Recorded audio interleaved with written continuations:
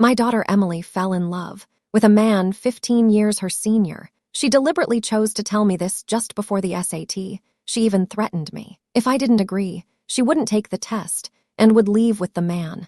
I tried my best and finally persuaded her to give up the relationship and even gave the man a large sum of money to leave my daughter alone. Unexpectedly, my daughter later successfully enrolled at Harvard. She went on to graduate from Harvard, but then she got back together with that man. Together they caused me so much grief my whole life. I'll never acknowledge her as my daughter again. My daughter Emily was throwing things around the house. She ended up hitting me in the head with the remote control. I suddenly came to my senses. In my previous life, I thought Emily had been kidnapped. I went to save her with the ransom money, but I never expected that she and William were hiding in the bushes. They knocked me out with a shovel. Then they buried me alive together. That suffocating feeling, I'll never forget it. Why didn't you let me be with William? I liked him. I really liked him. The William Emily mentioned was my husband. He was also a friend of her real father. He was 15 years older than Emily. My husband had died in an accident at the construction site. We received a compensation for his death in order to keep the money and prevent others from taking it away, and to take care of myself and my daughter. I have experienced a lot of difficulties. William came to our house to help in my husband's name. He also pursued me, saying he wants to give Emily a home. I didn't expect it. My repeated refusal unexpectedly made William take action against Emily. I glanced coldly at Emily, who was losing control of her emotions, and said indifferently, "Suit yourself." Emily stopped what she was doing and hurriedly ran back to her room to take out the SAT admission ticket. She said firmly, "If you don't agree, I'll tear up the admission ticket. I'm not taking the exam. I just want to be with William." I nodded and said, "Tear it up. This exam is not for me anyway." Emily froze for a moment. She held the admission ticket in her hand, but she hesitated to do it. It seems that in her heart, she still wanted to take the exam, pursue a better future. In my previous life, I lost my husband. Emily was the only family member left. I always wanted what was best for my daughter, but Emily has a firm grip on the situation. She says, "You're not good enough for me to threaten your life over." So Emily puts the exam admissions slip away again. I don't feel anything special. I get a message from William on my phone. He tells me not to make things difficult for the child. That's ridiculous. I know exactly what he's thinking. My husband just died, and he can't wait to come after me. He still wants to pursue me. He didn't succeed in court. He immediately went out with Emily. He was just after the huge compensation. I refused to let him have his way. Emily kept nagging me the night before the exam to be with William again. I nodded and agreed. She was stunned. Her eyes immediately filled with surprise. "Mom, you really agreed?" I looked at Emily. Smiling, I nodded and said, "Of course, Emily. You are Mom's darling. All I want is for you to be happy." Emily kissed me on the cheek. Then she grabbed her phone and ran into her bedroom to send a message to William. It was after 1 a.m. I got up to get a drink of water. I noticed that the light in Emily's room was still on. I carried the water, pretending not to see it. I walked past her bedroom door. Since she didn't care about such an important exam, it was useless for me to say anything. Sure enough, Emily couldn't get up the next morning. I had to drag her out of bed. Then I took her to the exam hall. Emily looked half asleep when she entered the exam hall. When she came out, I could tell from her guilty expression that she had failed the exam. I comforted her, saying, "Don't worry, Emily. Just do well in the next few exams." Emily looked at me with gratitude, nodding repeatedly. After her exam was over, she brought William to the house. She said she wanted to meet the parents. Seeing William's embarrassed expression, I laughed. I didn't pay much attention to it. Emily immediately looked at me warily. She knew that William had chased after me before.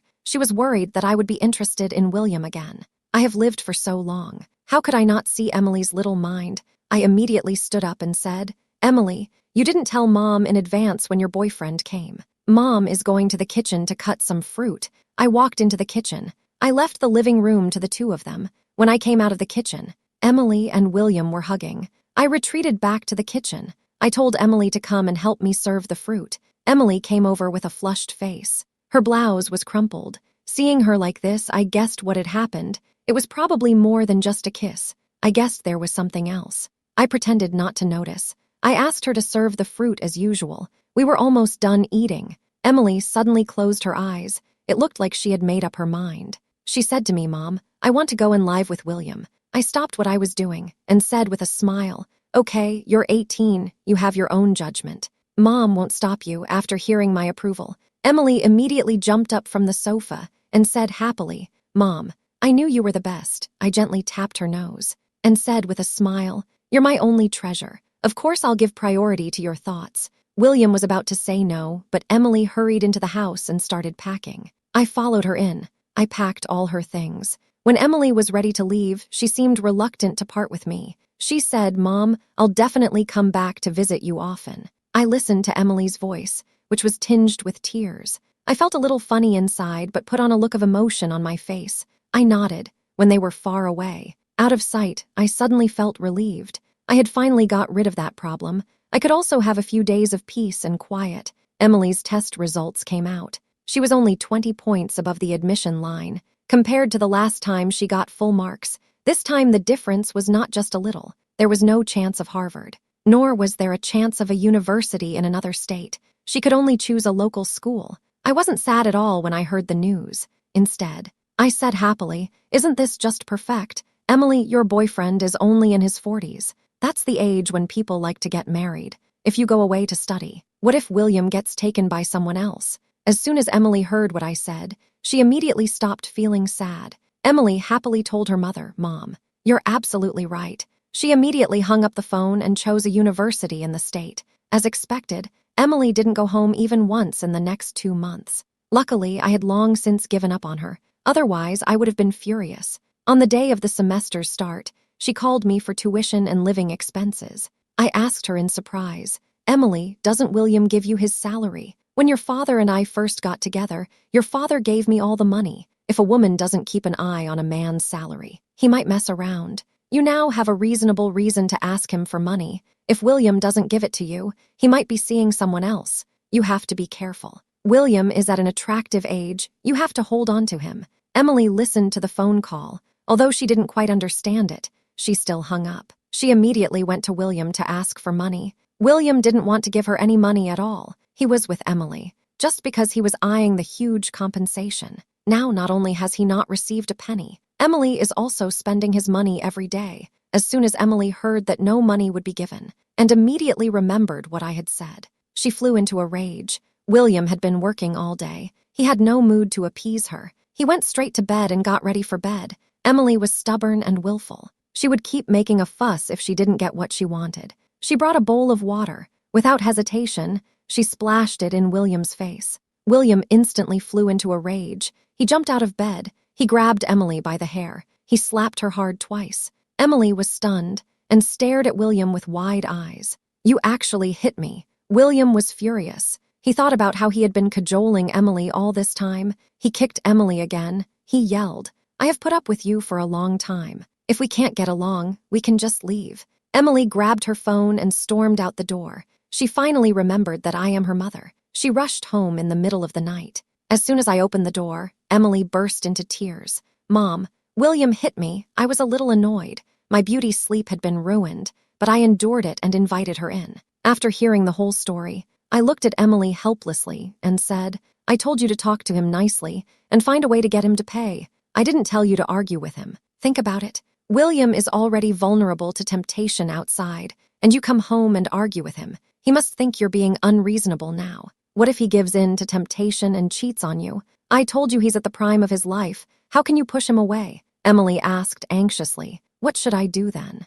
I answered, "You need to use some tact. Make him willingly give you the money. I'll give him a call tomorrow. I'll give him a good scolding, and then he can come and pick you up.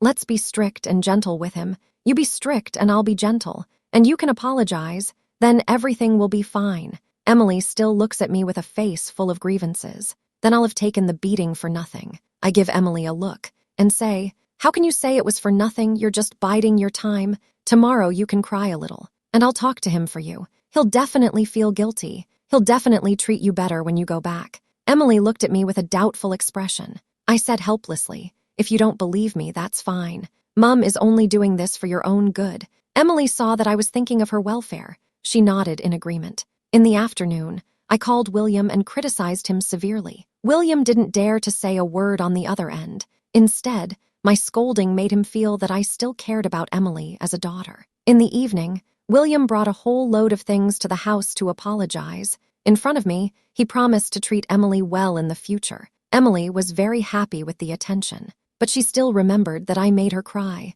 I watched Emily pretend to cry. I couldn't help but twitch at the corner of my mouth. The acting was so fake, but since neither of them cared, I continued to play along. William handed Emily her salary card and passbook in front of me. I gave Emily a few more words of advice. Then I sent them off. This drama really exhausted me. I immediately went to the beauty salon for a full-body spa.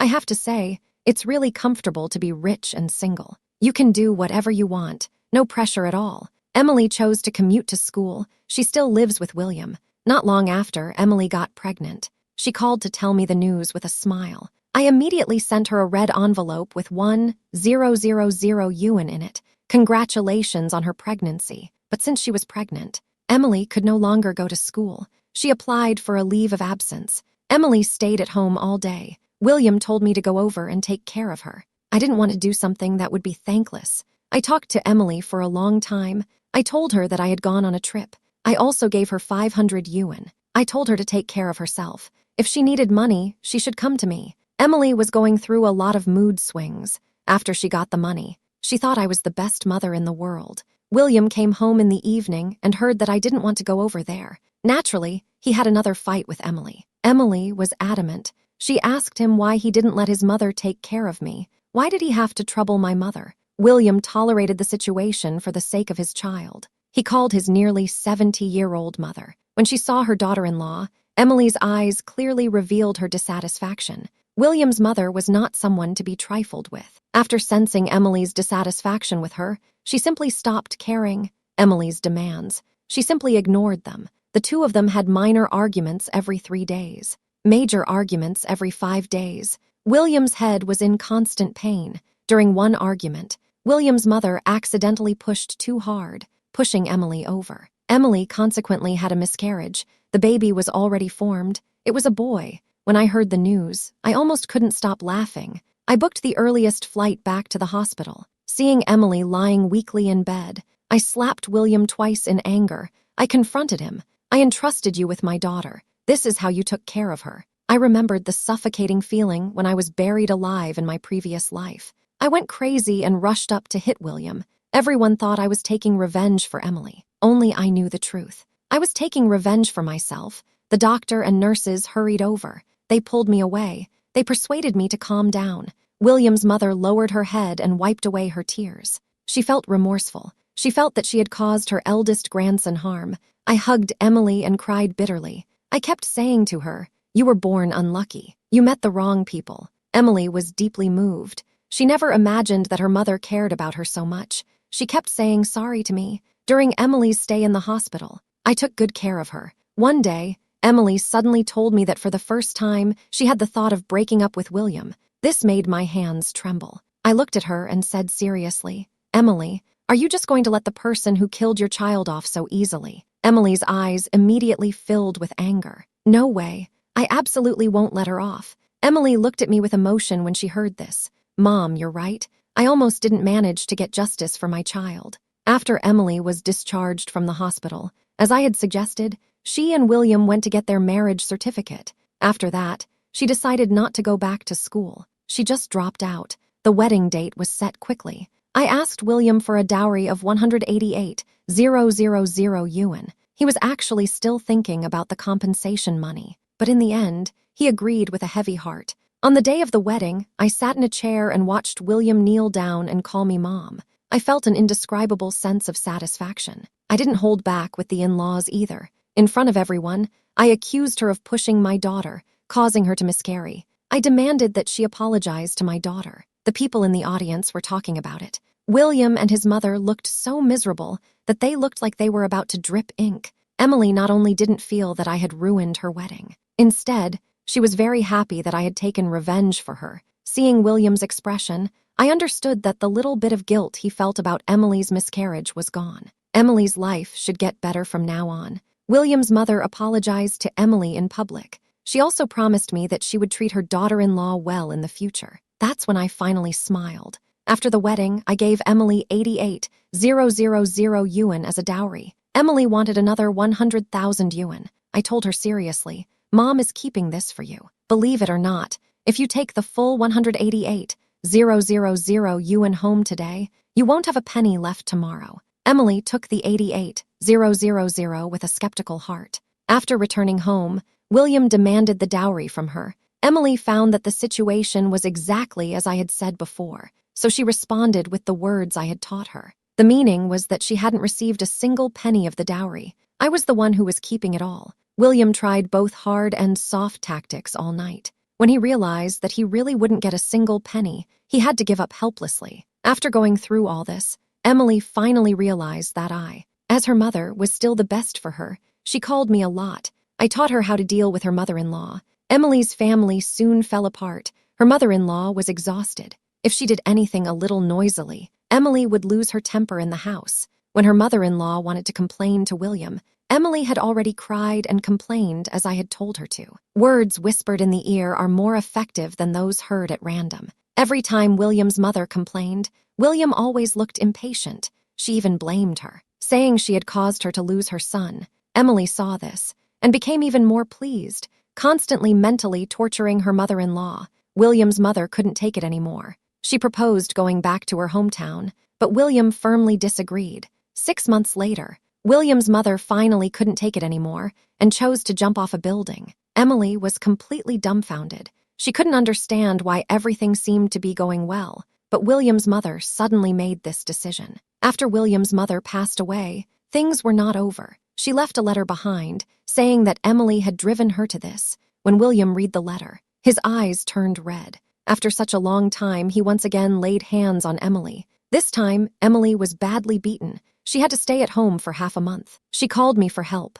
I told her, William has just lost his mother. He must be very sad. He hit you a few times. It will be fine after a while. You just suffered some superficial injuries, but he lost his mother's life. Emily had been through so much. Naturally, she felt that everything I said was right. She lowered her stance and kept on pleasing William. William was thus even more convinced that Emily had killed his mother, so he often took out his anger on her. Emily could not stand it anymore. She decided to divorce William. William grabbed her neck tightly and said angrily, "You killed my mother, and now you want to divorce me. I'll tell you what. No way. You'll be under my thumb forever." Emily had once thought of running away, but William had taken all her money. He had also confiscated her mobile phone. Even I could not get in touch with her. Emily had to give up on the idea. She resigned herself to her situation. I calculated the time. Emily should have been beaten beyond recognition by now. I bought some random things. Then I went to William's house. When Emily opened the door, I almost didn't recognize her. There was hardly a single intact part of her body. I saw that William was at home, so I didn't dare go in. I had put some pepper spray on my hands beforehand. I rubbed it into my eyelids. Tears immediately welled up in my eyes. As I cried, I shouted at the top of my voice. The neighbors poked their heads out of their houses to see what was going on. I hugged Emily tightly. Crying, I asked them to call the police for me. The neighbors were very helpful and called the police. When the police arrived, I kept crying. I said my daughter had a hard life. I wanted her to get a divorce, but Emily was terrified. She saw William's threatening eyes. She didn't dare say a word. I held Emily's hand tightly. With tears in my eyes, I said, "I support you, Mom." Emily then found the courage to tell him about her decision to get a divorce. William's face immediately turned gloomy, but soon it was filled with remorse. He got down on his knees. He started to hit himself in the face. The sound got louder and louder, and he kept apologizing. Emily was surprisingly moved. She said she would be willing to forgive him if he was willing to change. She was so naive. The police and I tried to persuade her for a long time, but Emily was still determined not to get a divorce. There was nothing we could do. I could only take Emily home first, let her heal properly. In the week after Emily returned home, William came every day to apologize. He even bowed to admit his fault. His attitude was very sincere. Emily still loved William. She soon went back with him. As I watched her, I felt both anxious and helpless. In the month after Emily went back, she was doing quite well. She called me every day to tell me that she was doing fine. I pretended to be relaxed and told Emily that I was going on a trip to the South Pole. The signal there was not good. I might not be able to contact her for more than a month. Emily told me to be careful. She went on and on. As I listened to her, I felt an indescribable feeling in my heart. If I hadn't experienced what happened in my previous life, I might have felt that my daughter had matured. But when I thought about the oppressive feeling in my previous life, I couldn't let go. I hung up the phone. I started packing. I really was going to the South Pole. I wasn't just saying that. I had long wanted to see the penguins and aurora borealis there with my own eyes. Now I finally had the time to go. Emily was careless for a moment. William found out that she was going away. Once again, William hit her. Emily was isolated at home. She had no one to turn to. She tried to call the police, but William confiscated her phone again. William no longer had any scruples. He hit and kicked Emily again. "You still want a divorce from me? Look at yourself apart from me. Who else will want you?" Emily was lying on the ground after the beating. She didn't move. Her eyes were full of despair. I had a great time in the Antarctic. Life with Emily was completely different. After another beating, Emily became obedient. She no longer resisted. William half-heartedly returned her phone. He warned her that if she called the police, there would be even more severe punishment after the police left. After I returned, I went to see Emily. I discovered that William had become smarter. Now he only hit places that couldn't be seen. He no longer hit her face or arms. I pretended not to notice. I had a few words with Emily about family matters and then prepared to go home. Emily was reluctant to let me go. Just as I was hesitating whether to stay for dinner, William suggested going out to eat. I suddenly felt nervous. I felt that William might be up to something. Fortunately, at that time, my friends who I often hang out with called to say they wanted to welcome me home. I pretended to decline for a while, but in the end, I agreed. When William saw me off, I pretended to be concerned and told him to take good care of my daughter. William agreed without hesitation. When I returned, I still put William under a lot of pressure because he knew that I had a lot of money. If Emily divorced him, he wouldn't get a penny. It was under these circumstances that Emily became pregnant. After I learned the happy news, I immediately went to William's house. I also said, as long as the baby was born safely, he would be the richest person in our family. William was overjoyed to hear this. He treated Emily with extra care. He wanted to be even nicer to her. Emily was once again taken in by William's sweet words. She called me regularly. She told me how good William was to her. I warned Emily not to be overconfident. She could not satisfy William now, but other women could. She had to keep a close eye on things. Emily became paranoid. She made a fuss about the slightest length of hair on William's body. William has been putting up with it for the sake of the money, but Emily has just ruined a big business deal for him. This deal is about William's promotion. If it goes well, it could be the last promotion he gets in his life. Emily is shopping in the mall. She happens to see William having dinner with his female boss. Without saying a word, Emily rushes up and slaps the female boss, accusing her of seducing her husband. The female boss's face immediately turns dark and looked meaningfully at William. William then raised his hand and slapped Emily. Then he apologized to the woman. Emily felt particularly aggrieved. She couldn't help but say, "William, you actually hit me for that woman." The woman didn't listen to anything William said this time. She simply picked up her bag and left. William's business deal fell through. Emily, however, was still making a loud scene. He really couldn't hold back any longer. He shouted at her, "Can you please be quiet? That's my boss. We're here to discuss a business partnership." Emily kept up her pursuit. "What boss? Does a boss go out to dinner with his subordinate alone? You're ashamed of what you're doing, aren't you?" William was afraid he might lose control of himself. He might even strike Emily in the restaurant. So he left with a scowl on his face. Emily was left alone, her emotions running high. Emily was already suspicious. William was in a bad mood. He didn't want to go home and explain. This only strengthened Emily's conviction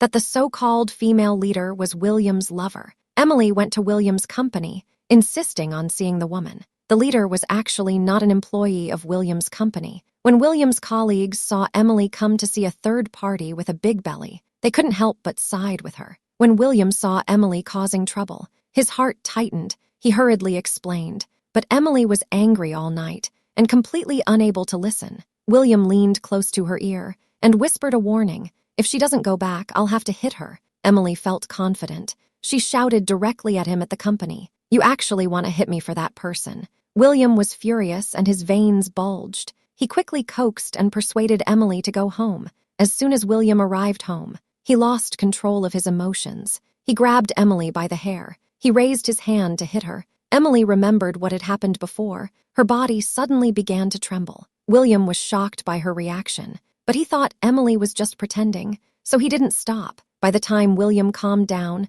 there was blood between Emily's legs. The baby wasn't viable, and the mother was bleeding heavily. When I arrived at the hospital, I heard the doctor say those words. I rushed up and wrestled with William. I told him to give me back my daughter. The doctor and nurses quickly pulled me away. They said the most important thing was who signed the form. I signed trembling. Then I fell to my knees and begged the doctor to save my daughter. As soon as the lights went out, Emily stopped breathing on the operating table. The doctor said, if she had been brought here a few minutes earlier, she would still be alive. I stared at William's guilty face. I knew in my heart that he had caused Emily's death. I immediately called the police. Emily underwent a post-mortem examination. The results showed that she had not only suffered from severe bleeding, but also had a rib piercing her lung. William vehemently denied hitting Emily. He always claimed that he had nothing to do with her injuries. The police checked the surveillance cameras near the residential building. They also interviewed several neighbors in the area. The surveillance footage clearly showed that William and Emily went home together. After that, William ran out in a panic. He didn't go back until half an hour later. The neighbors also said that they had seen William hit Emily, especially around this time last year. Everyone in the building heard Emily screaming. The police asked them why they hadn't reported it. The neighbors laughed awkwardly. They said, "We thought it would be better to mind our own business. Who knew it would end in murder?" When I got home, I opened a bottle of champagne to celebrate. Emily had finally suffered the consequences of her actions. William had escaped from the police station somehow. He called and said he wanted to see me. I hung up straight away. William was now no different from a fugitive. It would be asking for trouble if I went to see him. I immediately reported William's contact to the police. The police reminded me to be careful, try to minimize going out. I was, of course, very happy. I immediately bought a week's worth of groceries and stocked up at home, but I completely overestimated William's ability to hide. It was only after 2 days that he was arrested and taken back. I had to continue to pretend to be a grieving mother. I put on a pale face and went to the police station. As soon as I saw William, I couldn't help crying. I begged the police to punish him severely. William was sentenced to 20 years in prison for assaulting a police officer and absconding. For these and other charges, after hearing the verdict, I closed my eyes in the courtroom and pretended to faint. Then there was a flurry of activity, and I was taken to the hospital. After sleeping it off, the judge comforted me, telling me not to be too sad. I nodded sadly. My face was full of sadness. After everything was settled, I put both houses up for sale. William's house now belongs to me too. It's the compensation I asked for, with the money in my pocket. I left this place that made me sad and unforgettable. My dream has always been to travel the world. Now that I have enough money, it's time to make it happen. I traveled all over the beautiful mountains and rivers of the United States. I saw many new things. I'm getting old, so I built a small garden. I grew some vegetables. I raised some chickens. I spent my twilight years in peace and quiet.